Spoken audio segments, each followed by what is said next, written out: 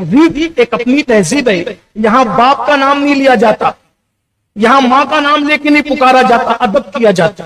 ادب, اور ادب سے کیا ملتا ہے وہ سن لو. پھر کہتا ہوں ہزاروں سال کی محنت وہاں تک نہیں پہنچاتی جہاں ادب پہنچاتی.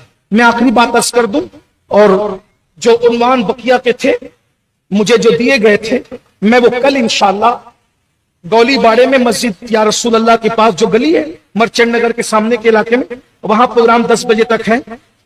ہر جمعہ کو مرکز پہ اجتماع ہوتا ہے, لیکن اصلاح معاشرہ کی 3 روزہ نشستوں کی وجہ سے وہ پروگرام باہر کر دیا گیا. کل آپ آئیے انشاءاللہ کچھ گفتگو مفید عرض کروں گا. آخری بات عرض کر رہا ہوں, دھیان سے سن. جو بچے بے ادب ہوئے وہ بھی توبہ کرے, با ادب بنے, اور ہم اپنے گھر میں ادب کا ماحول بنے.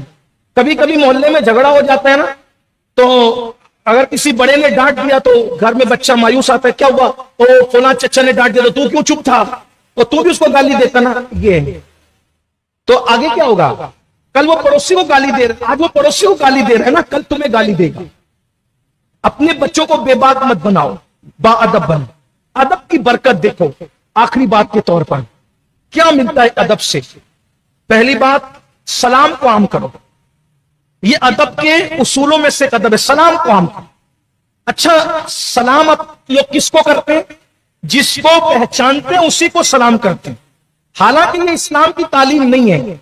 پہچان والے کو صرف سلام کرنا یہ قیامت کی نشانیوں میں سے ایک نشانی ہے. اللہ کے رسول سے پوچھا گیا, بخاری مسلم کی حدیث ہے, ایّ الاسلام خیر یا رسول اللہ, حضور سب سے بہترین اسلام کیا ہے؟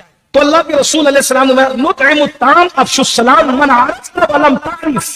آقا فرماتے ہیں سب سے بہترین اسلام یہ ہے کہ کھانا کھلاؤ, کھانا کھلاؤ, کھانا کھلانے کو عام کرو, اور سلام کو عام کرو. من عرفت ولم تعرف, جس کو پہچانتے ہو اس کو بھی سلام کرو, جس کو نہیں پہچانتے اس کو بھی سلام کرو. ہر مسلمان کو سلام کرو. کبھی کبھی سلام کی عادت کتنی خوبصورت ہے. کل میں جمیل غزنوی صاحب کے ساتھ جا رہا تھا, تو میری عادت ہے الحمدللہ کہ اکثر میں سلام کرتے بھی چل جاؤں. تو بائک پر سلام کرتے کرتے میں نے چہرے سے پہچانا نہیں, 2 جوانوں کو سلام کیا تو انہوں نے ہنس دیا تو میں سمجھ گیا کہ یہ مسلم نہیں. لیکن مجھے لگتا ہے کہ ان کا ہنسنا اس بات کو بتا رہا تھا کہ اسلامی تہذیب کا بھی ایک اثر ہے. سلام کرو تو مسلمان جواب دیتا ہے, اور مسلمان نہ ہو تو اس کو غیر مسلم کو بھی خوشی ہو رہی ہے, میں نے پہچانے بغیر اس کو سلام.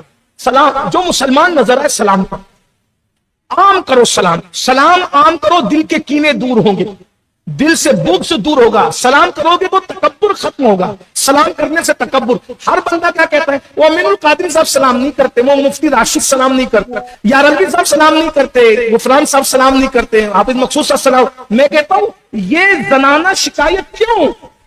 وہ سلام نہیں کرتا تو تیرے منہ میں دہی جمے میرے بھائی.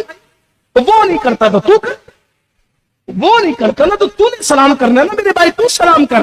کیوں؟ اس لیے کہ صحابہ کہتے ہیں پوری زندگی اللہ کے رسول کو ہم سلام کرنے کی تمنا کرتے رہے, حضور نے کبھی ہمیں سلام کرنے کا موقع نہیں دیا. جب بھی حضور ملے ہیں تو حضور نے سلام کرنے میں ہمیشہ پہل کی ہے. حتیٰ کہ مدینے کے چھوٹے چھوٹے بچوں کو بھی اللہ کے رسول پہلے سلام کیا کرتے.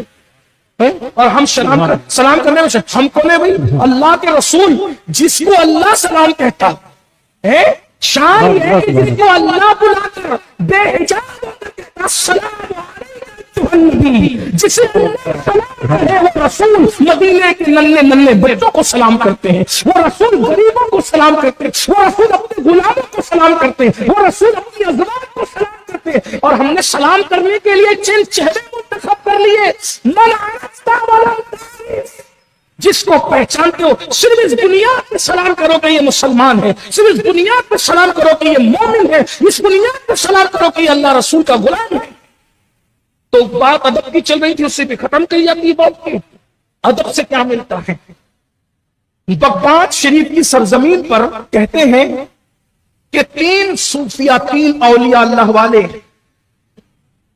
ایک درخت کے نیچے اوٹے پہ بیٹھے ہیں. جب آپ گاؤں دیہات میں جاؤ گے جہاں پرانی تہذیب ہے تو آپ کو پتا چلے گا, جو بڑے درخت ہوتے ہیں نا اس پر مٹی کے اوٹے بنائے جاتے ہیں. ابھی ہمارے یہاں نہیں, ہمارے شہر میں بھی یہ ٹیپ ہے, बड़े बड़े यूपी में देखेंगे, बंगाल बिहार में, इसी तरह छोटे छोटे गांव में भी जाना होता है तो हम देखते हैं जहां नीम का बड़ा दरख्त होगा, इसी तरह पीपल का बड़ा दरख्त होगा और बड़े बड़े जो दरख्त होते हैं तो वहां मिट्टी के ऐसे बड़े बड़े ओटे होते हैं, उस पर लोग बैठते हैं। ऊपर दरख्त है, नीचे होता है, उसके साये में बैठते हैं और बड़ा लुत्फ आता है। कभी बैठो, एसी की हवा खाते खाते हड्डियों को कमजोर कर लिया है, कभी नेचुरल जिंदगी, कभी लुत्फ। इस्लाम इंजॉय का नाम है। मैं बार बार जवानों से कहता हूं, जब भी हम इनको दीन की दावत देते तो ये डरते हैं कि ये मौलवी ना बना दे। मेरे अजीज, इस्लाम ये कहता है इंजॉय करो, घूमो फिरो, सैर करो, तफरी करो, अच्छा खाओ, अच्छा पहनो, अच्छी सवारी का इस्तेमाल करो, सब करो, बस गुनाह मत करो, गुनाह छोड़ दो। मेरे भाई, नबी की सवारी से अच्छी किसी की सवारी है? जब लोग बर्फ के नाम से नावाकिफ थे तब मेरे नबी की सवारी का नाम बुराक था। सुभान अल्लाह, सुभान अल्लाह। जब लोग घोड़े और खच्चर पे चलते थे तब रसूलुल्लाह बुराक पर सवार होकर, और हुजूर की सवारी के अंदर सारी मखलूक को समेट दिया गया था। ये अलग उन्वान है मेराज शरीफ का, यानी छठा बात खत्म कर रहा हूं। अच्छी सवारी कोई बुरी बात नहीं है, लेकिन अच्छी सवारी पर बैठकर अपनी औकात मत भूलो कि मैं बंदा हूं। बस ये मत सोचो कि मैं फिरौन का वारिस हूं, ये सोचो कि मैं मुस्तफा जाने रहमत का गुलाम हूं। अच्छी सवारी, अच्छी डिग्री, अच्छा हुस्न, अच्छा इल्म, अच्छे कपड़े आपको मगरूर और घमंडी ना बनाए। देखो छोटे छोटे लड़कों को, वो अपने बाल ही में मसरूफ है, ना अब्बा का ख्याल, ना चच्चा का ख्याल, ना इसका ख्याल, ना गरीबों का ख्याल, ना वो बाल ही संवारे। अच्छी बात है भाई, खूबसूरत बाल अल्लाह ने दिए, हमारे नबी से ज्यादा खूबसूरत बाल किसके हो सकते हैं? अच्छी बात है, बाल रखो, लेकिन उसी में पूरे डूबे रहते हैं, उसके सिवा आपको कोई फुर्सत ही नहीं है।